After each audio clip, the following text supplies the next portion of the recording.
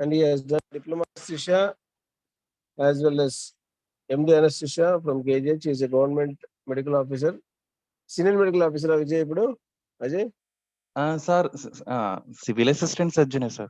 civil assistant surgeon, and also a consultant in Rajam Care. He is going to talk about intraoperative anaphylaxis. Please welcome Vijay. Okay, sir. Thank you. Full screen better. Full screen better. Okay, sir.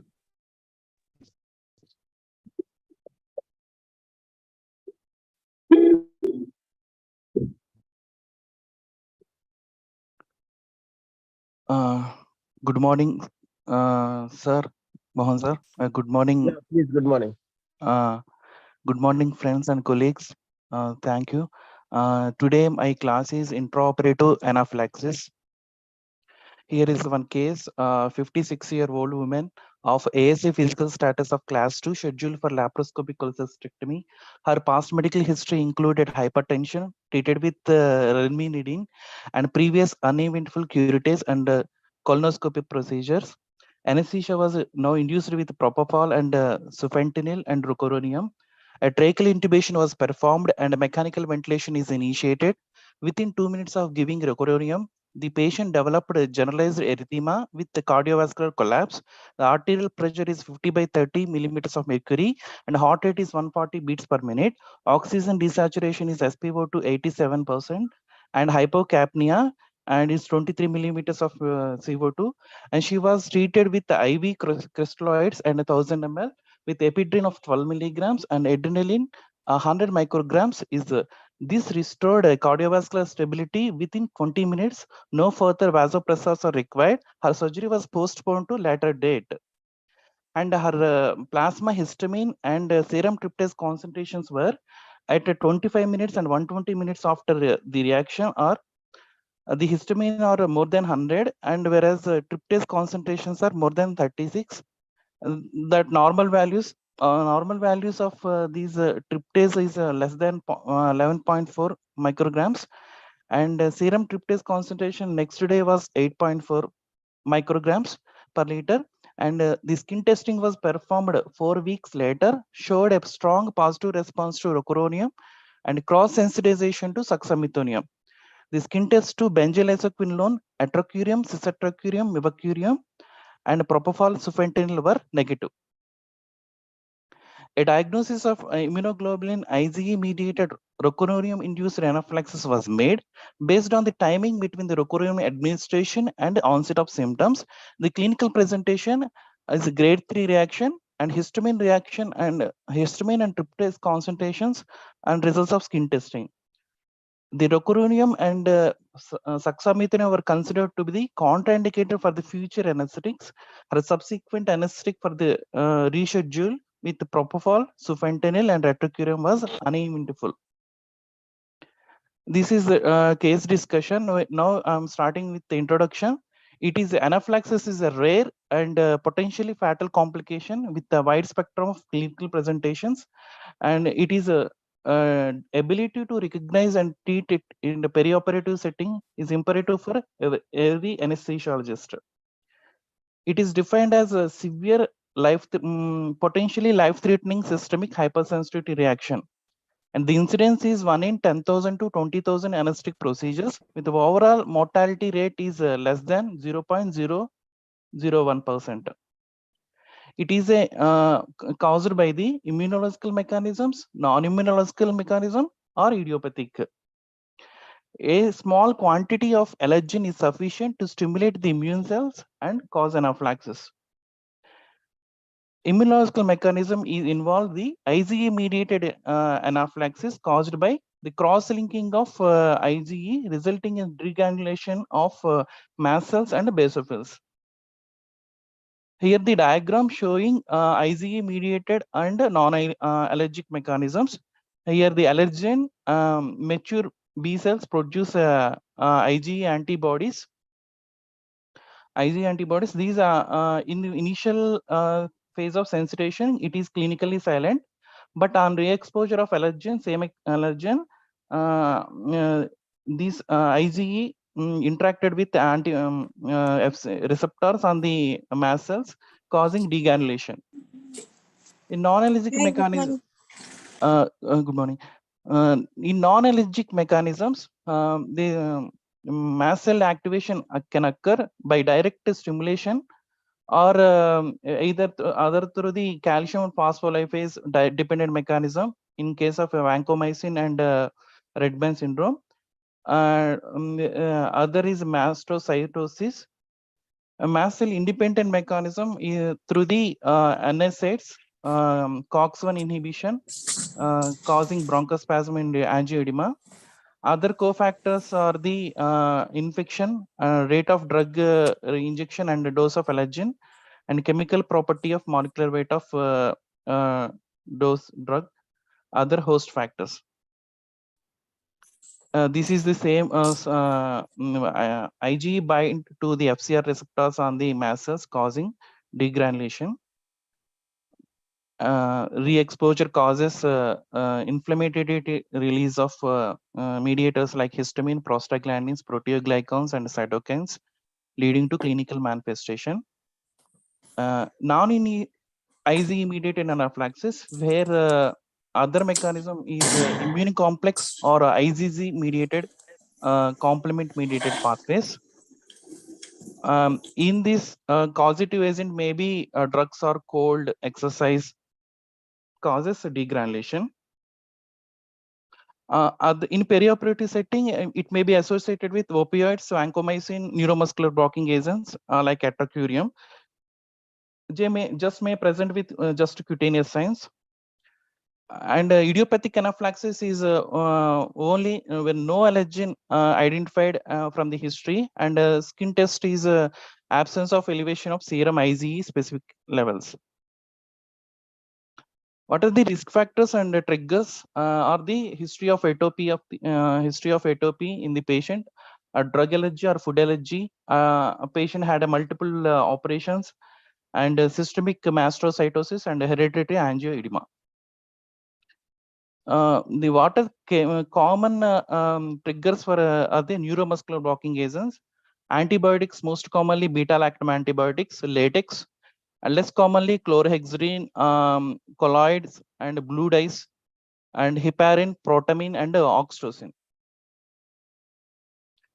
Chlorhexidine can be found in other skin preparations, dyes, and lubricant gels, impregnated central venous lines. Hence, all above should be avoided in documented chlorhexidine allergy. It is rare for opioids or other hypnotic agents like barbiturates, propofol, etomidate to be source of anaphylaxis. Neuromuscular blocking are most commonly associated with anaphylaxis, rocuronium, and succinylcholine. Anaphylaxis occurs due to IgE sensitization towards the quaternary ammonium groups in the neuromuscular blocking agents.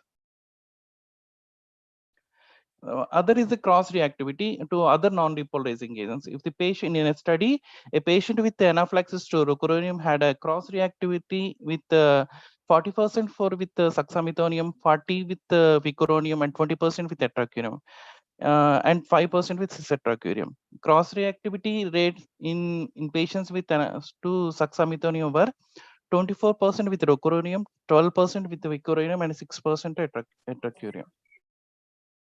Anaphylaxis is the clinical diagnosis where laboratory tests not useful in diagnosing at the time of presentation because they have take time to process and may lead to false negative and false positives. The presentation of acute may present with acute generalized mucocutaneous signs, respiratory compromise, and cardiovascular instability. These signs may be present in isolation or in combination, and is difficult diagnosis because these signs may arise from other anesthetic or surgical and patient related factors in the perioperative setting. And anaphylaxis should be suspected if there is an unexplained hypertension refractory to vasopressors or unexplained difficulty in ventilation and bronchospasm. My presentation is from the mildest presentation to generalized mucocutaneous signs to severe form of cardiopulmonary arrest. The cutaneous signs may not be evident in the evident in all anaphylactic reactions, appear only after hypertension is treated with cutaneous perfusion is restored. Patient may not have tachycardia with hypotension, but instead bradycardia due to basal gyrus reflex in severe hypovolemia. The differential diagnosis is exacerbation of asthma, tension pneumothorax, myocardial ischemia, and pulmonary embolism, C1 esterase deficiency, mastocytosis, and clonal stem mast cells disorder. This is the clinical presentation of grading based on the Ring-Messer 4-step grading scale, Ring and Mesmer. Here's a grade, 4 grades. Grade 1 is generalized mucocutaneous sense, erythema, urticaria, angioedema. In grade 2, multi-organ manifestations in the moderate hypertension, bronchospasm, and mucocutaneous sense. Grade 3 is the severe life-threatening multi-organ failure of arrhythmias and cardiovascular collapse, bronchospasm, may have a cutaneous sense. Grade 4 is the cardiopulmonary arrest, cardiac arrest. The management is the immediately stop the suspected trigger, secure the airway, high flow oxygen, administer adrenal in titrated doses, close hemodynamic monitoring.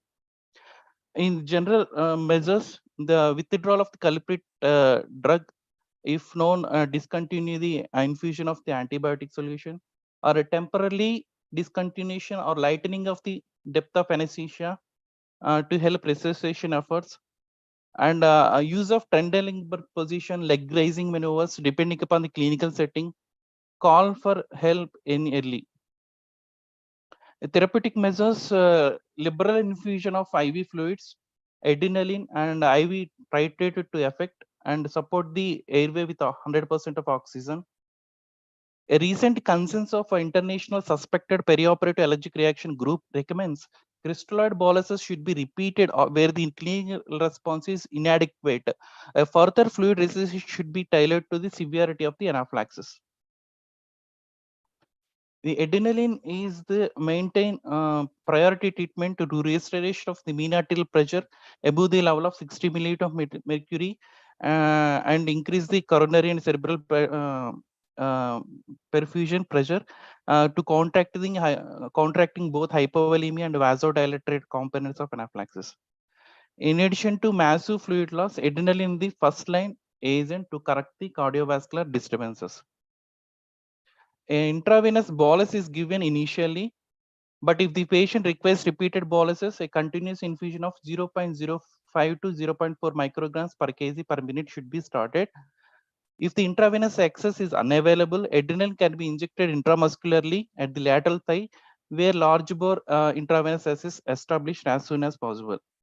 If the patient is in the cardiac arrest, resuscitation should follow the advanced life support guidelines. The adrenaline mechanism, the alpha-1 agonistic of adrenaline causes vasoconstriction, which decreases the mucosal edema and hypertension, and beta-1 agonist properties increases the inotropic of the heart, while beta-2 agonism will decrease the mediator release and enhances the bronchodilation. The anaphylaxis recognized early in sufficient doses of drug are administered quickly. The dose should be titrated to clinical response. The doses are for grade 1 and grade 2, it is 5 to 20 micrograms IV. And for grade 3, it is 100 to 200 micrograms IV. For grade 4, 1 milligram IV. If the intravenous access is not available, 10 micrograms per kg per IM, maximum 500 grams can given in intramuscularly. Response to adrenaline may be diminished in a patients taking beta blockers and ACE inhibitors, those who have a spinal blockade. Excessive administration, on the other hand, can cause ventricular arrhythmias and pulmonary edema and hypertensive crisis. Adrenaline has a narrow therapeutic window. There are consequences with under and overdosing of the drug. Intravenous adrenaline should be only used by the experienced practitioners, anesthesiologists, and intensivists, and the presence of continuous monitoring. For anaphylaxis outside of perioperative setting, recommended intramuscular adrenaline.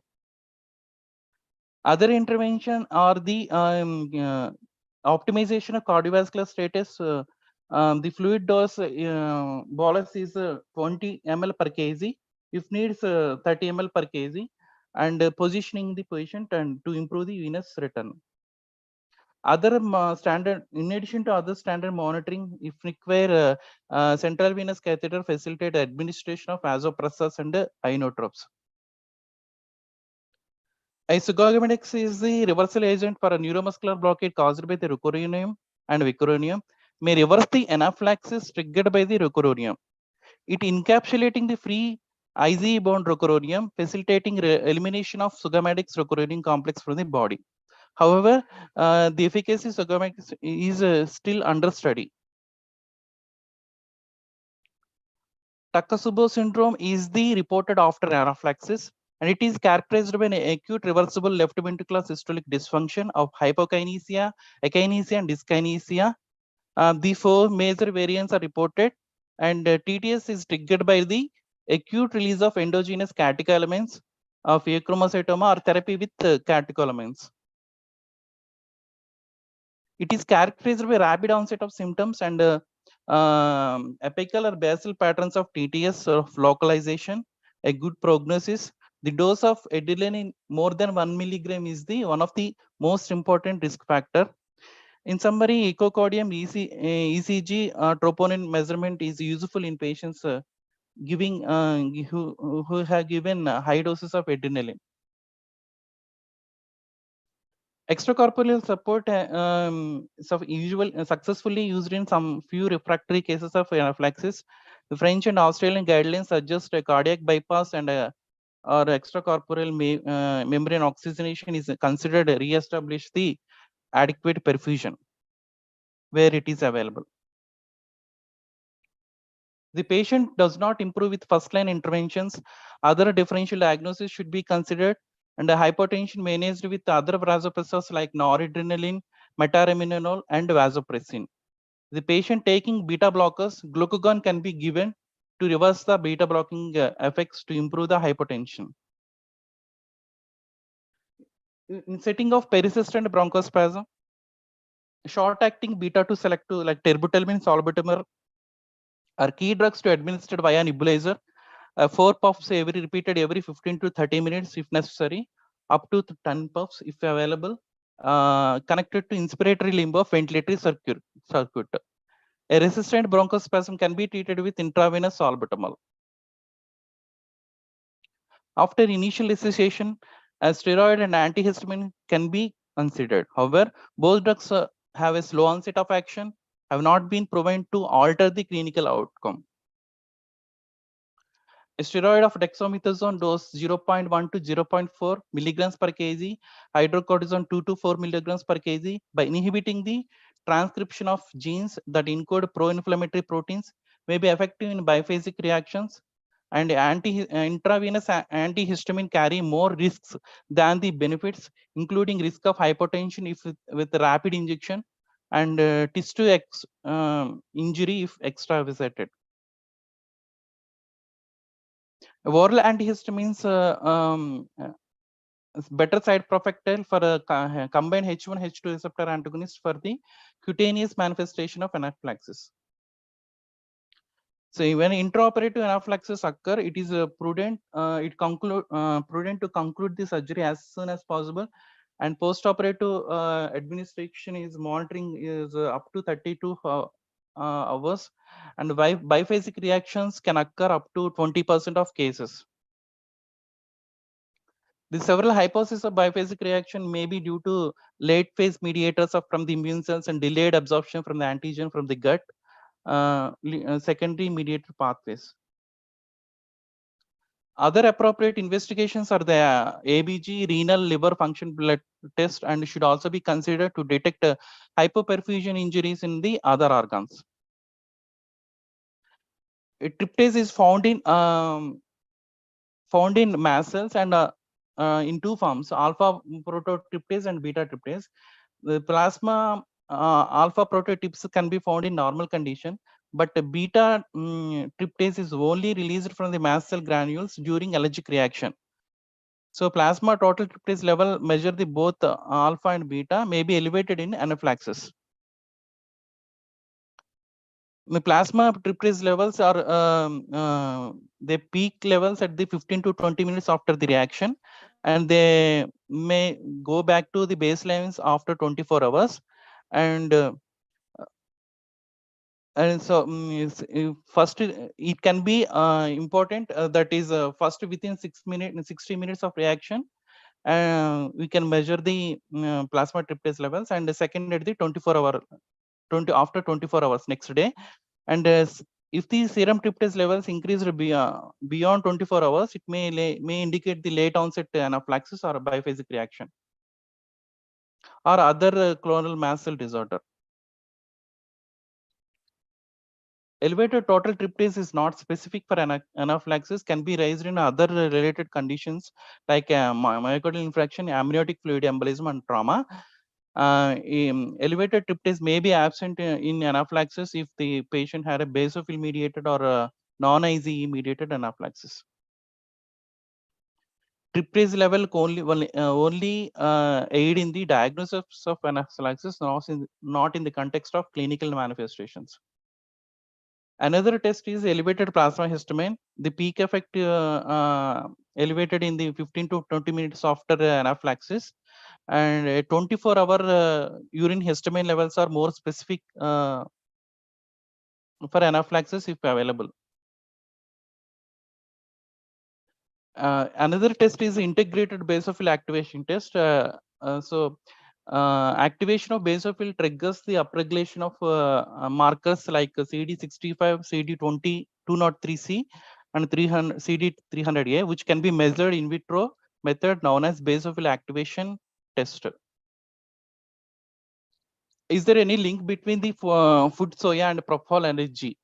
The propofol is the alkyne phenyl derivative of 1,6 diisopropyl phenol and formulated as an oil in emulsion using 10% refined soya bean oil and 1.2% highly purified egg lecithin and 2.25 glycerol. A few cases of propofol allergy have reported, and none of these patients have had egg or soy allergy. The isopropyl group or phenyl ring has been suggested as an allergic determinant rather than the lipid vehicle. American Academy of Allergy and Asthma Immunology recently stated that egg and soy allergic patients can have a propofol, receive a propofol without any special precautions. Other is the mastocytosis, which is a mast cell clonal disorder with it is a more aggressive form and severe poor prognosis. No evidence of higher prevalence of IgE or non-IgE mediated drug-induced hypersensitivity in mastocytosis when compared with the general population. Various triggers are the histamine, hypothermia, hyperthermia, or tourniquet. Skin irritation may cause mastocytosis histamine release. So perioperative H1, H2 histamines and corticosteroids are usually recommended in with benzoyl neuromuscular blocking agents. How to prevent this anaphylaxis is the identification of possible allergen and refer to the immunologist and a center specializing allergy testing. Here the skin test or the skin prick test and intradermal test and a measurement of serum IgE levels. The skin test or the usually can be for neuromuscular blocking agents and intravenous and local anesthetics, antibiotics, and latex, chlorhexidine, colloid, blue dyes. They are less helpful in diagnosing allergy to opioids and NSAIDs and paracetamol, in which case oral challenge tests are needed. Skin test must be performed 3 to 4 weeks after the anaphylactic reaction to minimize any false negative response due to histamine depletion. If skin tests are the negative, but the patient is strongly suspected of allergic to particular drug, an intradermal test or serum specific IgE can be measured.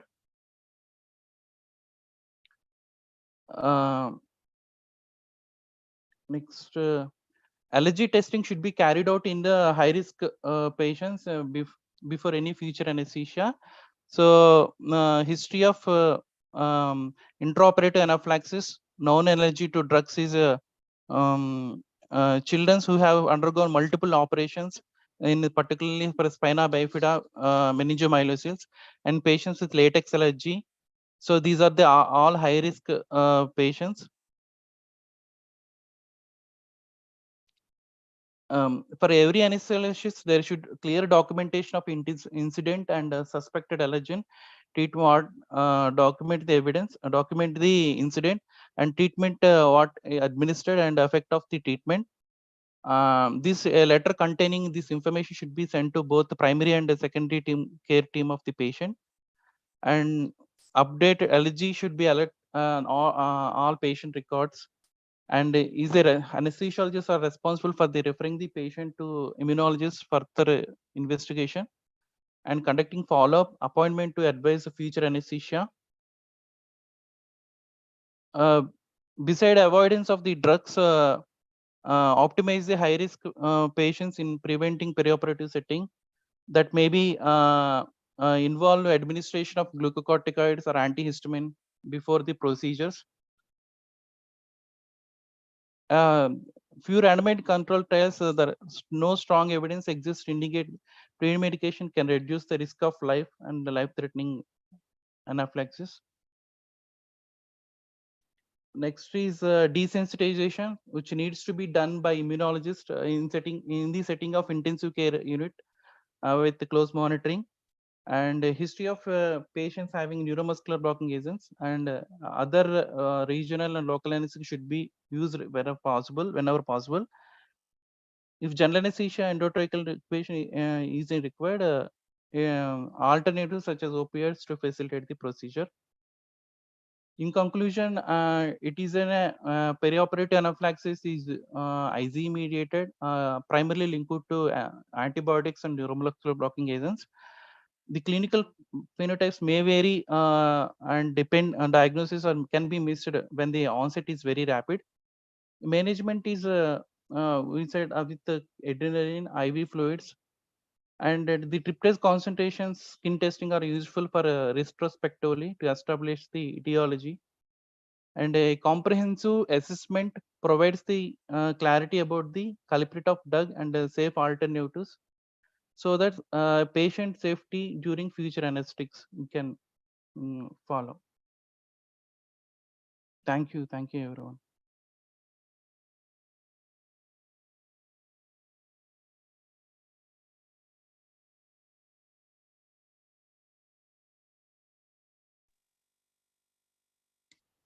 Thank you కాదు, చాలా ఎక్కువ detail గా ఉంది ఇది. నాకు కొంచెం PPT పంపించండి Ajay.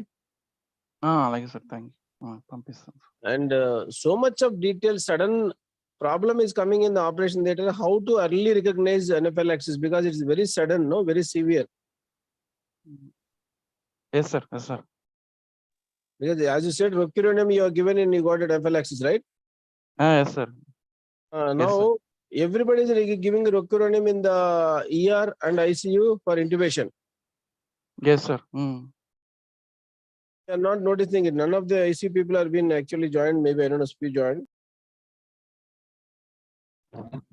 Sir, good morning, sir. Good morning, ma. Good morning, madam. Actually, it is a very good presentation, sir. Actually, one thing I wanted to add, ask Dr. Vijay. Yeah.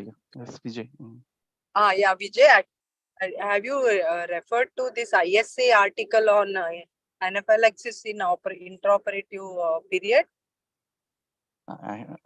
Madam, actually, just I followed recent guide, some World Federation Society Anesthesia. Yeah, because in this IRC has created one article, like just to protocol based management of intraoperative, like how we have COLS and PCR, BCLS and CCLS, like that only. For all the resuscitation, we have it is created. Just go through that also. I think it is algorithmic management of anaphylaxis. IRC, Manjula? Yes, sir. Like how actually they asked us, few ladies to cream make the protocol-based management of anaphylaxis. That time I was in Hyderabad, so because of my busy schedule, I could not get involved. It is there. I'll just go through that ISA. That I think that is printed in ISA journal. Okay. Just can you share it into this group? Yes, sir. I'll just find out and I'll just share it. Okay. Thank It's a protocol management algorithmic, so it will be easy. Yes, madam. Okay. I think that we have to. Flow chart. Yes, sir. Yes, sir. I think we'll just keep one in all the OT complex. That will be very helpful. ICU also, because I'm ICU also, no? Yes, sir. Yes, sir. Yes, sir. I'll share that when I get it. Okay. Thank you. Anybody else? Have you Good seen morning, Anuradha Vijay. or Rani, madam? Good morning, madam. Good morning, Vijay. Nice Good class. morning. So Thank any you. experience of propofol anaphylaxis? No, madam. No. What about fentanyl? Fentanyl, no anaphylaxis, madam. No, chest I think is some there, case. Chest discomfort only. Propofol, titrate. pain on injection usually regularly. No anaphylaxis, but hypertension usually. Hypertension in some individual, old age individuals, not anaphylaxis. Sometimes he's complaining of itching. That means pain on the hand usually, not itching with the propofol. Not I never propofol, faced fentanyl. fentanyl itching, madam. Fentanyl, when we give spinal anesthesia with 25 mics of fentanyl, some patients they complain all over the body. I am facing itching. Sometimes, yeah. All Yes. opioids can cause histamine release. For some people, they cause more histamine release. That's the cause of itching, and fentanyl particularly causes tightness in the chest. All these things because of histamine release, a little bronchospasm they can cause opioids. That's why in severe acute asthma patients and severe asthmatics, it's not good idea to give opioids during induction. We can give and also atracurium also, which can cause histamine release. Not good idea to give for severe asthmatics. That's known side effect. But Yes. anaphylaxis more common with suxamethonium and very rarely non-depolarizing agents, but mostly suxamethonium, they say. That's why it has a lot of side effects and anaphylactic reactions. That's why unless it's really indicated, people almost stop using suxamethonium. Yes, ma'am. And Vijay, you may not see cardiovascular collapse in most of the cases. As soon as you intubate, you may see more of with some anaphylactic reactions, like in non-steroidal anti-inflammatory drugs and some antibiotics, particularly penicillin group of antibiotics. Not only cardiovascular collapse, they may cause severe respiratory manifestations. As soon as you intubate, you may not be able to bag properly and your airway pressures go up and they don't relax. You think a relaxant may be not working yet, but it may be actual bronchospasm. Your peak airway pressures go up and your saturation may drop. All these give and tachycardia. All these will give you an idea, like you have to suspect, could it be drug reaction rather than lighter planes or drug not acting. But anyway, if it's non-steroidal anti-inflammatory, they can cause in many people. Many people are allergic to that, and particularly asthmatic. If you give like a IV in theaters, you'll straight away you may see bronchospasm. So all these you have to suspect. Like we had one severe reaction with non-steroidal anti-inflammatory patient had hypoxia, needed intubation. It was on the ward though. Needed desaturated, needed intubation. Severe hypoxia. He developed seizures also, arrhythmias. So severe reaction we had. Yeah, yes, madam. I also see the one case to antibiotic taxim in the ward itself. Suddenly, patient collapse, but patient is able to breathe. But we given intra-adrenaline IM injection at that time. So patient recovered well with the oxygen support. We did not intubate also. But patient recovered after 15 minutes, I think. Recovered. Last 1 month, we had 3 anaphylaxis. The same thing I wanted to say. Yeah, because one is actually patient named Lakshmi, who's in post PPH, and she's also got anaphylaxis for one drug. And for antibiotics, we got one Dr. Dalai's 2 cases, who's actually one anesthesiologist, actually, senior most Mallampalli's classmate and all. So he also had almost everybody, all the people had near arrest, and one actually had arrest and intubated people, and actually everybody discharged, right? Yes, sir. Yes, sir. That's a good thing, but really great because everybody had to. The good thing was announced to code blue immediately. That was a great thing. Sir, it also indicates, are we not taking history properly? Are we taking it easy? Are we not probing properly? For every case, any drug can cause reaction. So it's imperative that we have to ask, have you had antibiotics before? Any reaction? Have you had anesthetics? Any problem? Has anybody in the family said you had any problems after anesthesia? Anything. Unless you take allergy, history of allergy, then only you have to proceed for any treatment. Then only you have to give any antibiotic or any drug. So this is how it is. And we used to have electronic medical records in UK. When you start prescribing on the system, like first thing, ID of patient, then it flashes allergies. Unless you fill that column, if it is, you have to go through whole case sheet or ask them, probe them. Unless you fill that column, then only you will go for prescription. Otherwise, it won't go further. It is like that. This is one of the important aspects. Very good, actually. And that's the reason in the patient there are 5 things. Even in polytrauma, if secondary ample history, call it as, no, the allergy is the first and most important thing, where you have to see not only the allergy to the medications or antibiotics or previous allergies or the food allergies, or any allergy should be taken seriously and considered, because that's where it's written in the PAC chart also, I remember. Yeah, yes, sir.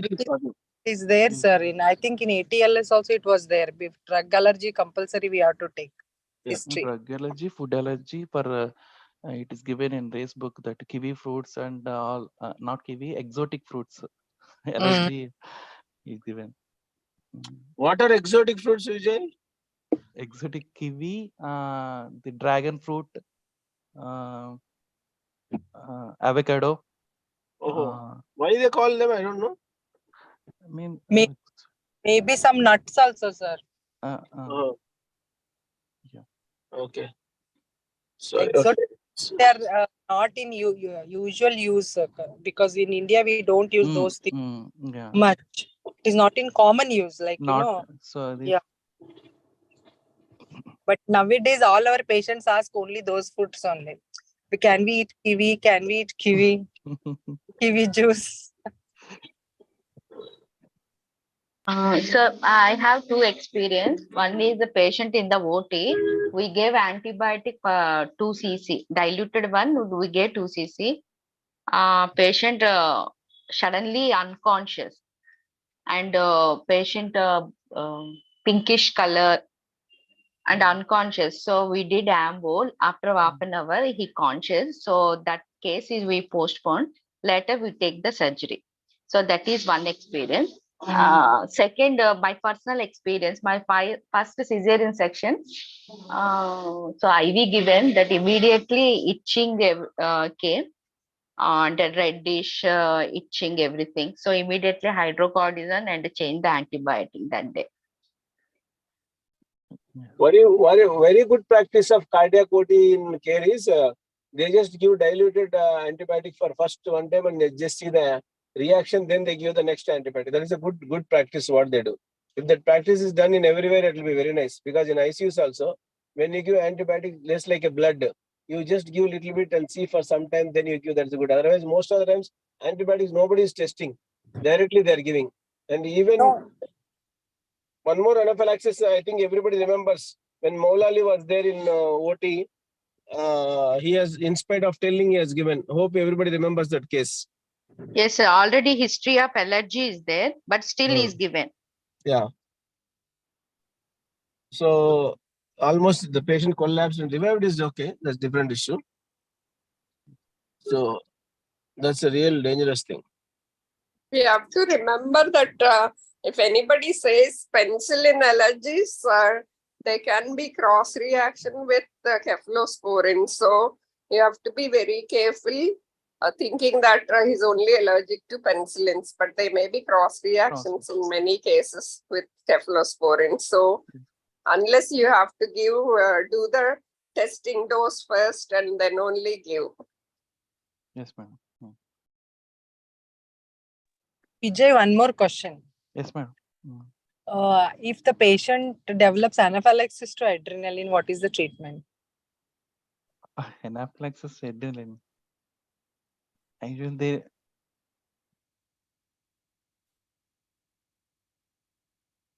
anaphylaxis to adrenaline. Because this adrenaline even comes under sensitivity drug. Yes, Very ma'am. rarely people can be patients can develop allergy, anaphylaxis to adrenaline. Because this is when we were doing PG, they were used to ask this question repeatedly. No, I don't know. I never across. I mean, didn't see anywhere.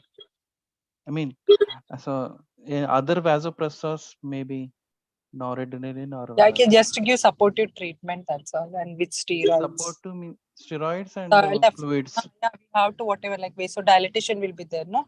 So we Hmm. have to give supportive system, IV fluids, Other vasopressors. and antihistaminics, and just to prevent it and closely monitor the patient with all support. Anybody give see other vasopressors. Give other vasopressors. Yeah, giving noradrenaline, metaraminol, or other. Or vasopressin. Vasopressin. Any experience of spirit allergy, glove powder allergy? So normally, when I was in Nizam's Institute OT, suddenly because the patient got developed, we have given Avil and he developed extrapyramidal symptoms. It's the same Dilip Kulkarni. Avuna, sir. He was head of that OT and I was SR. So I gave Avil injection because patient is developing itching and this one. He developed extrapyramidal symptoms. Maybe because of the speed of injections. I don't know, but Avil can get extrapyramidal symptoms, which I've seen it myself. But if it is given after that metachlorpropamide, you can consider it as because of that drug. No metachlorpropamide given to him, because metachlorpropamide also can get extrapyramidal symptoms. I know that, but after giving Avil, he got it. Okay. What was the treatment at that time? Just give sedation and wait and give IV fluids and keep him there for another 2-3 hours. Then over. That was happened that time. Closely monitor. Yeah, with support. You can give hydrocod. Anuradha, a lot of people have allergies to glove powder and latex allergy. A lot of people have. That's why there are, if it is definitely known latex allergy, there's guidelines for that. Latex-free materials only you have to use. Otherwise, they'll complain. They've already mentioned latex allergy. Still, they had these reactions, and they may complain. So there are guidelines for latex allergy people. And glove powder allergy, lot of people have. Even I have. If I use powdered gloves, I'll start coughing. I'll have spasm. With that thing, I'll get spasm. So many people have not only rashes, bronchospasm you can get with glove powder.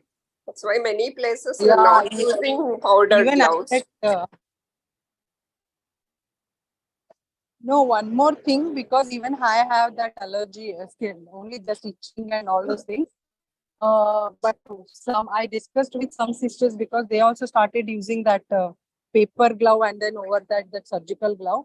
Some of them observed, and then they told me that if they use spirit before wearing the gloves, that time they are getting more of skin dermatitis. Yeah, that means that spirit causes irritation, no? If you are not doing proper hand wash, suppose accidentally you can rub it in your face, that time you can get face also allergic reaction. So make sure you proper hand wash with soap.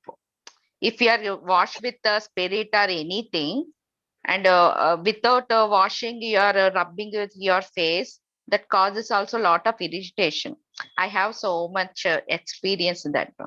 So almost my eyes are swollen during PG time. Literally, I used 1 week steroids.